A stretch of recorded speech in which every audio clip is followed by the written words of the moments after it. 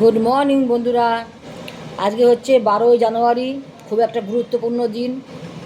স্বামী বিবেকানন্দের জন্মবার্ষিক, 163তম জন্ম।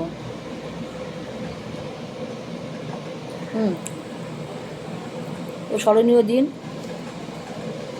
আমাদের তো সবাইকে মনে রাখতেই হবে, বলো বন্ধুরা। তো সবার দিনটা ভালো কাটুক। সকালবেলা আমি খাবার নিয়ে বসে গেছি, ব্রেকফাস্ট, পেঁয়াজ কলি আলু ভাজা,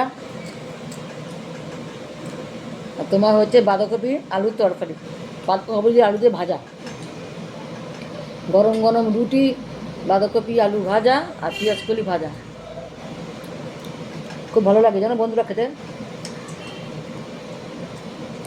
ঠিক আছে, তোমরা খেয়ে নাও, আমিও খাচ্ছি। আবার পরে আবার দেখা হবে দুপুরবেলা তোমাদের সাথে।